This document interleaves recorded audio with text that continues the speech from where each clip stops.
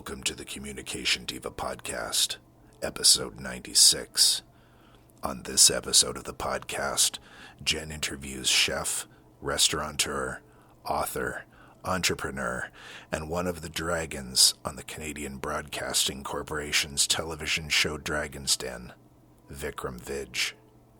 His flagship restaurant, named Vij's, has been called by the New York Times easily among the finest Indian restaurants in the world. Here are just a few of the gems you'll hear Vikram offer in this interview. It's all about relationships. We are all equal. In life, always be a sponge. Seize opportunities and flow like a river toward your goals. And for all the North American listeners of European descent out there, don't be afraid to try the goat.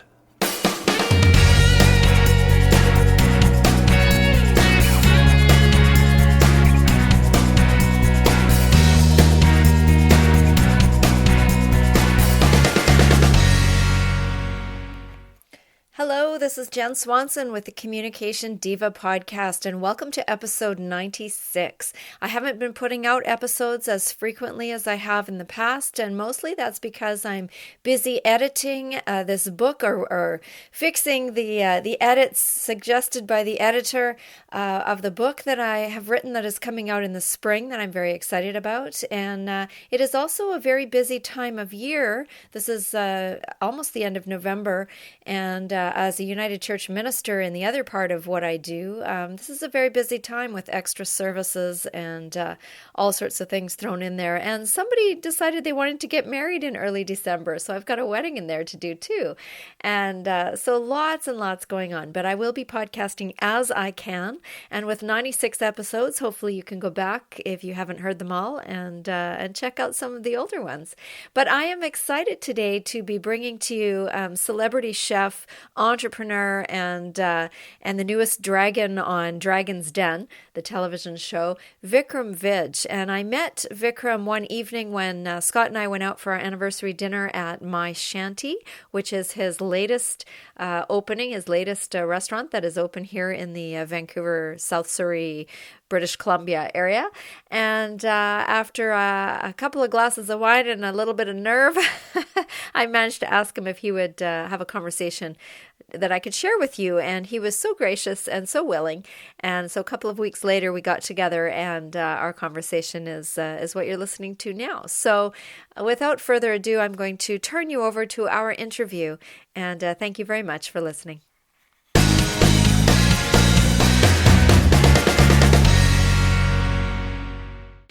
So it is with surprise and delight that I find myself sitting here with you, Vikram Vij, in what may be called the mothership here. Vij is your inaugural restaurant. Well, first of all, namaste Thank to everybody. Thank you. Welcome to the humble Indian restaurant on South Granville. It's a pleasure. It's a pleasure to talk to people, to communicate where it started, how humbly it started, how still, at the end of the day, we feel that we are focused, grounded, and humbled. Mm-hmm. I want to start back a little bit at when you were a young man, when you were a very young man in your home country. The decision, maybe it was a calling, maybe it was adventure. What was it that caused you to start this journey? You've hit a great word there called the calling. Gandhiji had a calling to free India. Nelson Mandela had a calling to, get rid of apartheid. Those were their callings.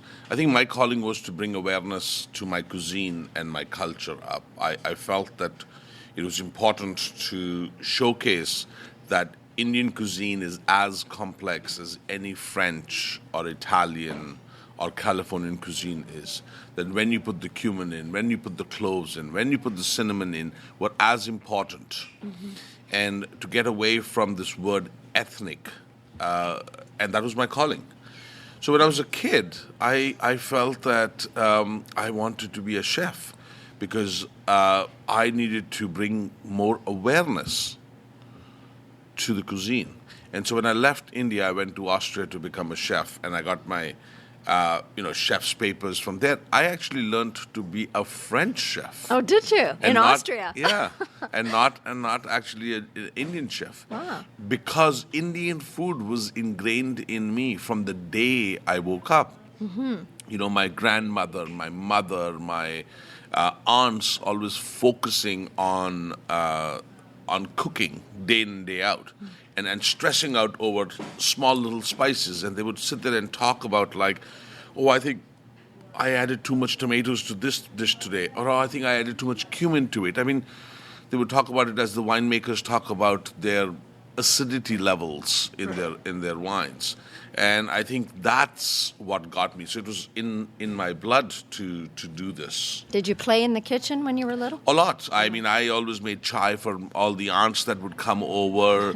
And, there was a time my father really thought that I was not straight because I used to love to hang out in the kitchen and cook.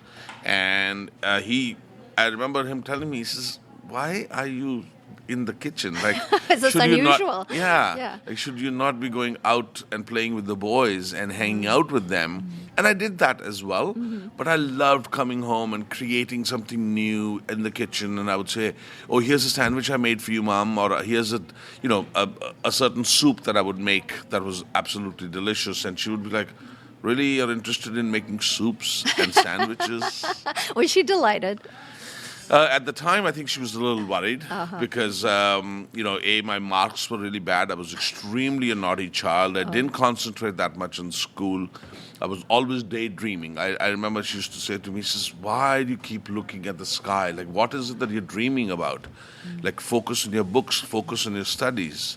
And I would give up excuses like, oh, I can't see the books properly. And she would laugh at me now. She laughs at me now. She said, my God, you were so full of excuses. If there was an excuse that you could find not to study, you would be on it.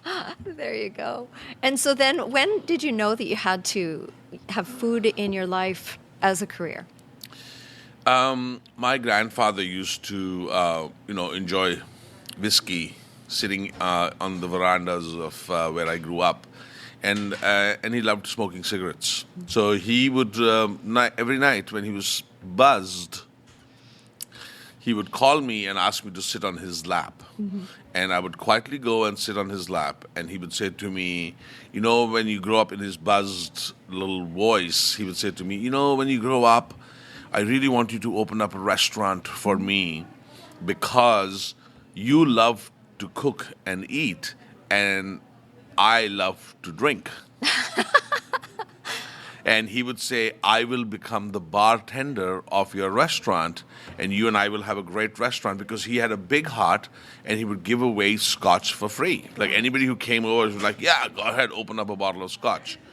So what he did was he planted that seed in my head that one day when I grow up, I would like to open up a restaurant in his name. And I would be the chef and he would be the bartender of the restaurant, so he could drink for free. And did that ever happen? No, he didn't, but he knew I was on my culinary journey. I mean, he smoked and drank a lot that he didn't survive. Right. But he knew that I was on my way to a culinary journey, and that's why the restaurant Vij's is actually to honor him. It has nothing to do with me as an individual. It is to honor him. It is his last name, and that's what I wanted to honor. So it is to make sure that he remembers from the top, and I think his blessings are with me. So it was an inspiration that you took to heart. Yeah, and a seed that he planted, and I made sure that I watered that plant so that it becomes a tree one day and it bears fruit. Right. So that people can, get a little bit of shadow, get a little bit of comfort, get a little bit of fruit from it if they're hungry. I always see restaurants as this beautiful tree that has grown in different directions, and it provides so many things. It's not just a tree, but it provides humility, humbleness. A tree is what I find Vij's as an organization is. What is it about feeding people that makes you passionate? I think it's about the fact that it's not just feeding people, it's like welcoming them into your house. When you welcome somebody to your house, you automatically are obliged to take care of them, to make them, to nurture them, to hold their hand and guide them through the dishes and the passion that you prepared. And so it's not just a restaurant, it's more of an extension of my home, my hospitality towards another human being, but also a little respect towards each other and saying, come and try my cuisine.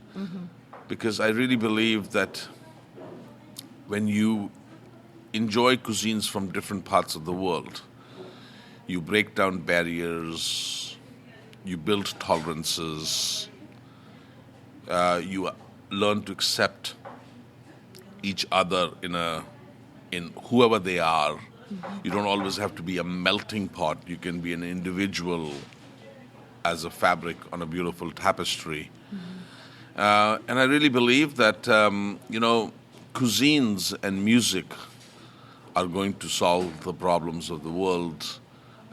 Definitely not the politics and the guns. Right. So I think it's a form of welcoming anybody. And if you look at all old world cultures, whether you're Jewish, whether you're Arabic, whether you're Indian, whether you're from Pakistan, welcoming people into your home is like as if God has just walked into your house. It's that radical hospitality. Yeah. Idea. Yeah. One of the things that I was struck by, and I just met you a couple of weeks ago when my husband Scott and I went to your newest restaurant, My Shanty, for our anniversary dinner. And one of the things that surprised me and struck me was how engaged you were with the people. And you're a big guy now. You're successful and a celebrity, but you were there asking people questions about whether they liked it or not. And I really felt that this was not a schmoozing thing. This was, you were really asking. And I just wondered about that. You don't need to schmooze, because if you schmooze, people will see through it. Yeah. People see through it. Yeah. I love people. I could tell. I absolutely love people. I'm one of those guys who loves to go to a party and will say, hey, come, let's talk to each other. How's your life? I just love people. I've always loved people. So for me, going to my own restaurant and asking people how everything is and welcoming them is like, if you come to my house, it doesn't matter. You could be any president of the world. If somebody comes to your house, you're going to ask them, how's everything? How do you feel? Do you enjoy the food that I've cooked for you? And I think that is how I feel about the restaurant itself, is that it's not that I need to do this. I can walk away from it quietly. If there's a day that I feel like I don't feel like doing this, I go home. I'm not the one who's going to stay. I don't need to stay there. Right. But having said that, I enjoy that. It's a passion of mine. Asking people, making sure they're eating properly, if they're using their hands, bringing a little chutney for them. I want to be the ultimate host that they feel comfortable with, and look over and say, yeah, you know what? I enjoyed the passion. And if there is a feedback, I want to know. Right. I want to know the feedback. You would take that feedback, and can you think of a time when you did something with that was... All the time. All the time. I mean, you that's what you're there. Feedback. Somebody says, oh, the salt is a little less. The chili could be a little bit spicy. At the end of the day, we all have palates. Right. And the beautiful part about palates is that we are all different. So the palates are different. So when you taste it and somebody says, oh, I thought this was a little too rich or too creamy, I'll taste it and I'll say, I agree with you, but this is what I was intending to do with the dish. Or I agree with you and I'll change it. So it's always better to listen. And everybody wants to be felt that they had an opinion and they want to be heard. Yeah, and that's so true, because we don't get listened to an awful lot in culture today. Well, it is true we don't get listened to a lot, but I also think that a lot of people sometimes have the power of eating something and then going and writing strong words. And I always say, communicate with the owner. Talk to that person first.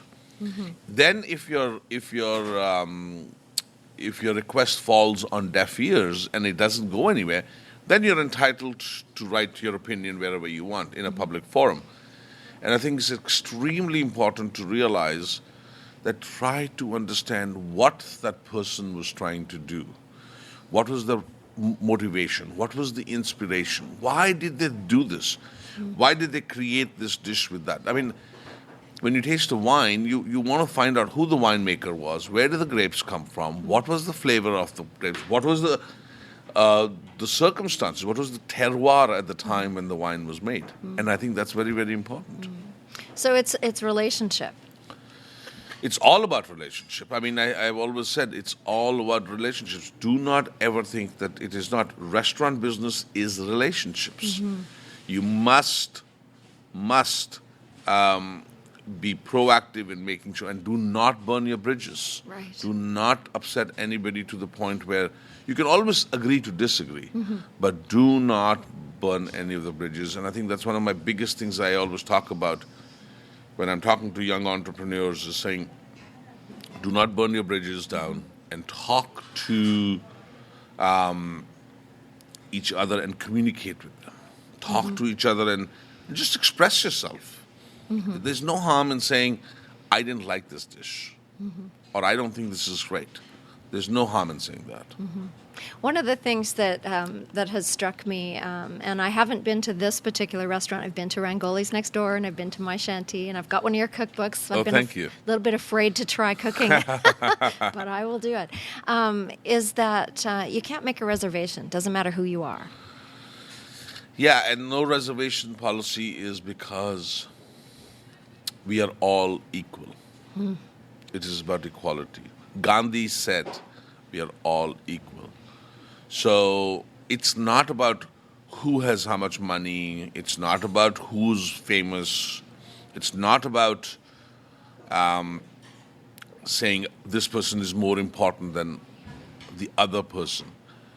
Because a teacher that teaches my kids to be a great human being, or a nurse that goes to a third world country and saves lives, is as important, or a soldier that fights for its country is as important as an actor or an actress or somebody who has a lot of money, is as important. So it's equality. It's about treating everybody with love and respect. So even if you came and had just a cup of chai, I would give you the same treatment as I would to somebody else who's having a $60 bottle of wine. So there's no hierarchy in my restaurants. So food is a great equalizer. Food has always been an equalizer. If you actually look at it, when the god, in our culture, in the Punjabi culture, when you sit down and eat, in the eyes of the god, you're all equal. You sit at the same level, you eat the same way. And I think that's important. If you can do it at the temples and the gurdwaras, we should also practice that in the restaurant business. That's a beautiful idea. It's a beautiful idea. If you could talk to your, 18, 19-year-old self now, what would you tell him? I would say follow exactly the path that you did. I was a very calculated businessman, always. I was focused. I knew what I wanted to do.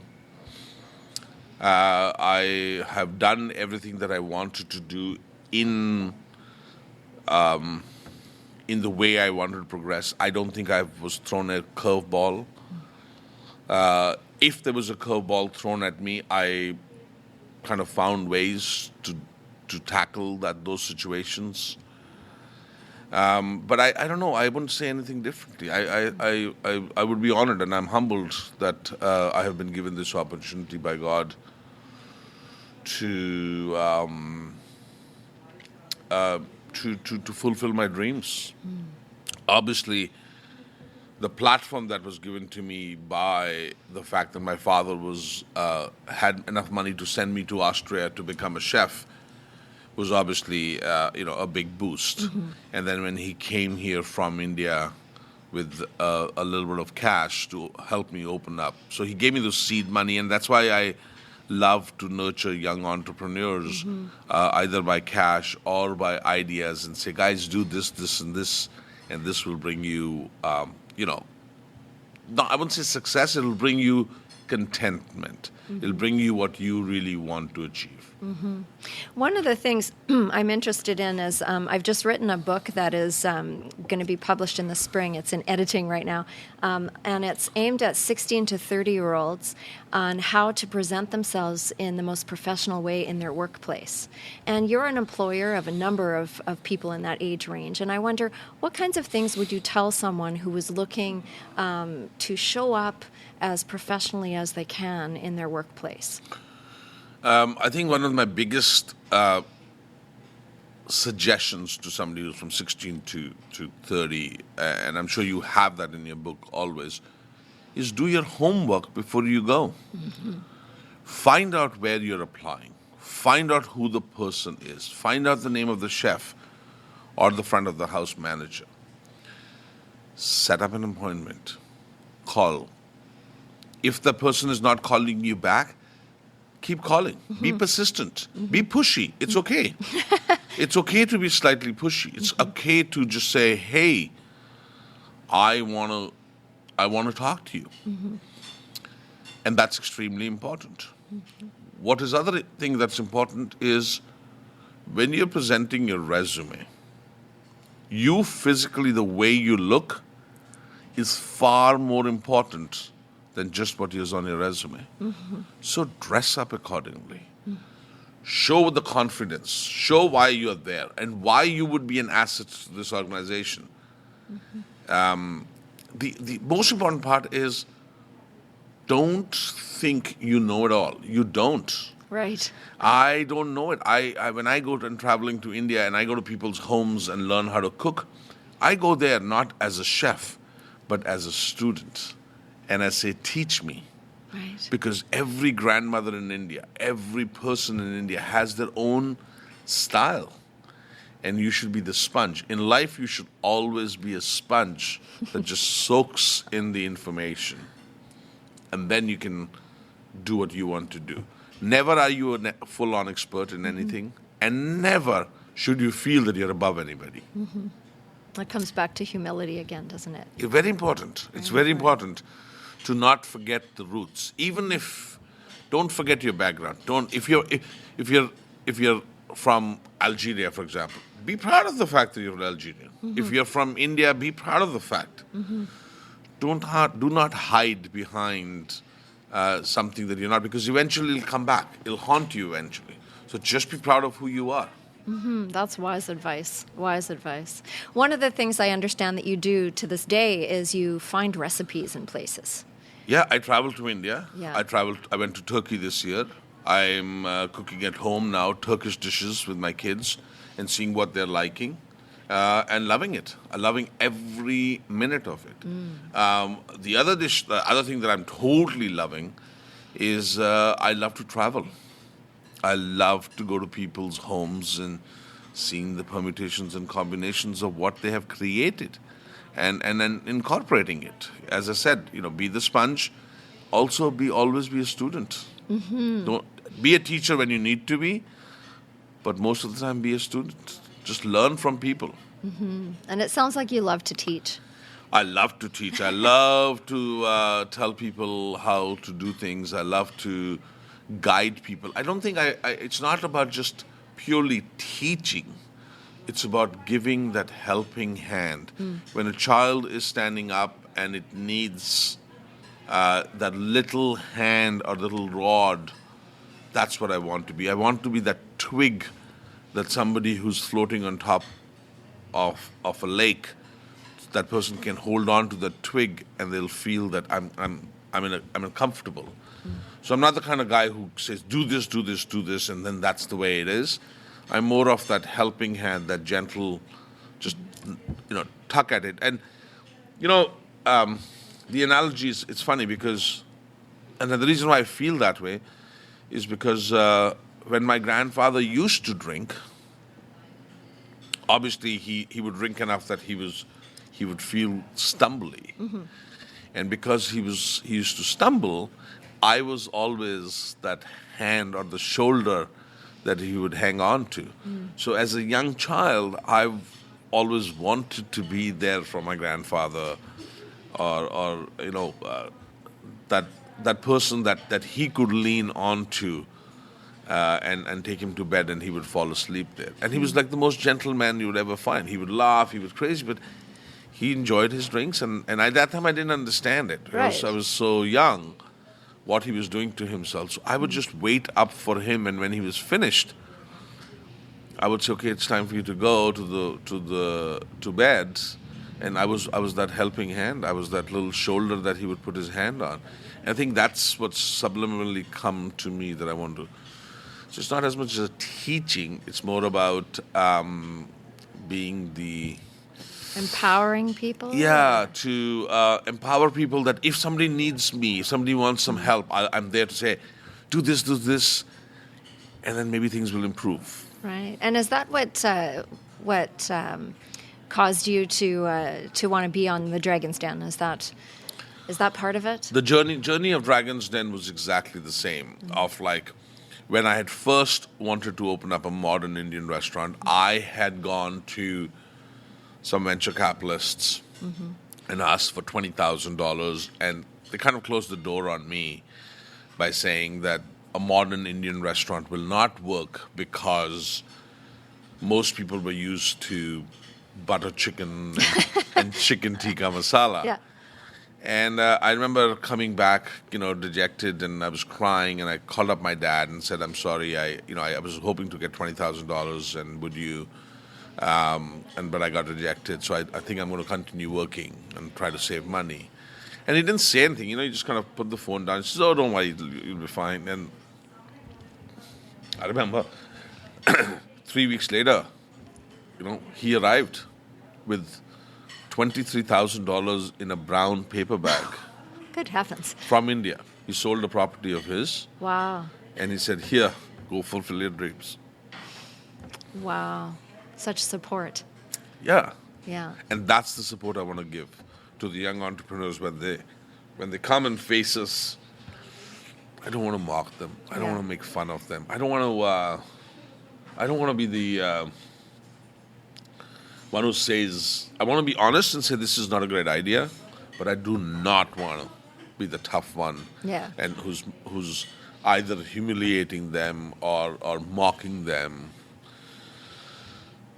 So that's why Dragon's Den is so important for me personally. I feel that I have so much to give to these young entrepreneurs, a young advice. And your story alone is inspirational. Thank you. And I think if you watch some of the episodes now, the last one, for example, with the argan oil, Siham, I had met her at a show, and I saw her, and I was like, oh wow! And I went up and introduced myself, and I said, and I spoke to her. She was great, and I was like, this is what people need to know that they can do when they come to this country and this beautiful part of the world.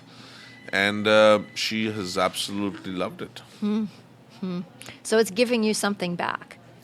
It gives me pleasure when I have been the guiding light for somebody, the way my father was a guiding light to me when I had first started, and the helping hand when I needed it, so I can be a helping hand to somebody now and today. I heard something somewhere about your mom carrying pots of food on the bus.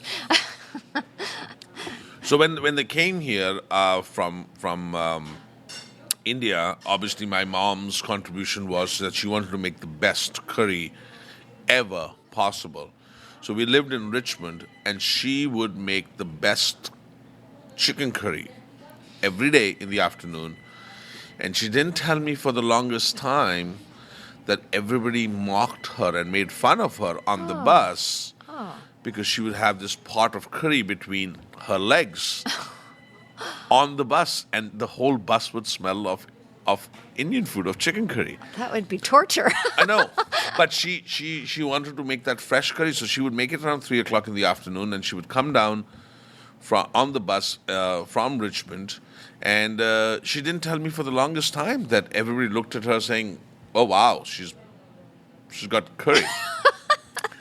and she loved it, but she wanted to give the best because it was for her son. She loved it. You've had some amazing support. Unbelievable. Emotional and physical and everything you would call. Amongst my friends as well, my peers, my chef friends who I would say, would tell everybody else and say, go to Vij's, go to his restaurant. He's working really hard, and it was all of the above. I would say I'm probably the luckiest man right now who has a great relationship, great family, and extremely touching and humble, relationships with my kitchen staff. And you're still working hard. Extremely. I still work 14 hours a day, but it's not work though. How do you consider it work when work is pure joy for you? Right. I'm not the one who's sitting. I don't have to do anything if I don't feel like doing it. I take it upon myself. I have a cooking show to do tonight. I want to do this. Right. I am doing a fundraiser tonight. I want to do this. I actually want to get into a little bit more of philanthropical style of helping. If I can use my name to draw in more funds for children, draw in more funds for teachers, or for anything that's required, that's what I want to do. I want to support, because I've been blessed, I've been given, and I don't want to take this for granted. At the end of the day, we came empty-handed in this world, right? Right. We sure did. And we're going to go empty-handed. Yeah. Not a single human being has ever been able to take anything with them. So leave this here, leave your legacy, let people remember you for who you are and what you did. And I always tell my kids, I am okay if I become homeless one day and I don't have any penny to my name, as long as somebody says, that man single-handedly changed the way Indian food is perceived on this earth, then I have done my job. The way we look at Nelson Mandela today and say he is the reason why South Africa is apartheid-free, or Gandhi would say, or we would say about Gandhi that he freed India. I can say maybe we freed each other through cuisines. At a table over some food. At a table over some food with a glass of wine. Absolutely. This has been such a pleasure, Vikram, and thank you so much for taking time out of your crazy schedule to have a conversation with the communication diva and with me. And any last words of advice for the listener out there? Well, first of all, namaste. Namaste. My advice is respect everybody, love everybody, treat everybody as if they're equal. I'll give you a quick story. A few years ago, I was mentally feeling like, everything was going right and everything was going great, and I was like, I need to feel myself a little bit grounded. So I went to India in one of my traveling trips, and I put my passport and some money in a safe deposit place, and I kind of became homeless for 7 days. Wow. I just traveled. I slept on train stations. I had a beard. I didn't have a shower because I wanted to feel, why is this happening to me? What is it? And to be honest, what the truth was? The truth was that I just happened to fall born in the right family that had the cash flow to be able to send me abroad. It was not what I did. Right. It wasn't that you deserved it. It's not that I deserved it. It just was a sheer luck. And that poor person who doesn't have a lot of money in India is working as hard as I am. Don't think that they are not working hard. They're not the ones who are lazy. It just happened to be that I fell on this side of the line rather than on that side of the line.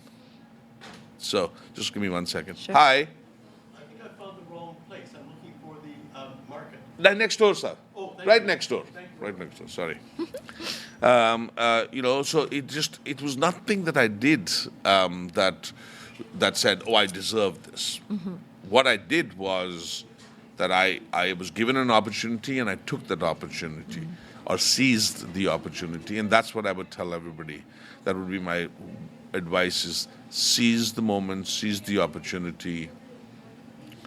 Don't always blame everybody else for it. Just tweak and change. And change is part of life. And be the person, be the river. Constantly flow towards your goal. Because the day you become stagnant is you'll become like a pond that'll just collect, mosquitoes. Yeah, we don't want those. No, you want to be the river. You want to be constantly flowing towards your goal. And your end goal is the ocean. Right. And that's all that matters. Right. Great. Thank you. Namaste. Honored. Namaste.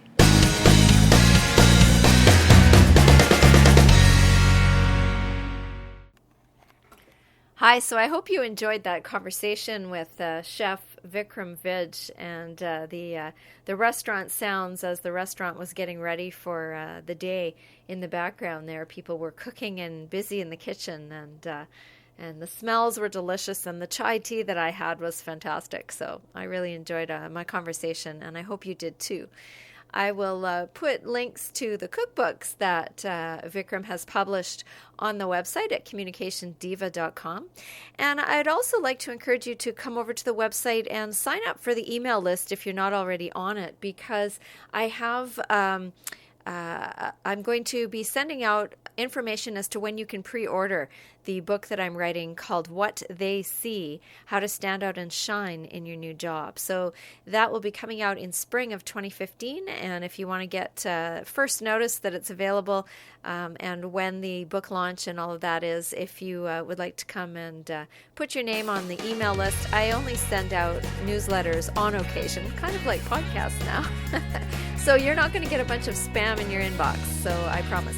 But come on over and sign up, and every once in a while you'll get a special bonus or a newsletter or something from me. Thanks very much for listening. I hope you enjoyed this conversation, and until next time, go try some Indian food and enjoy.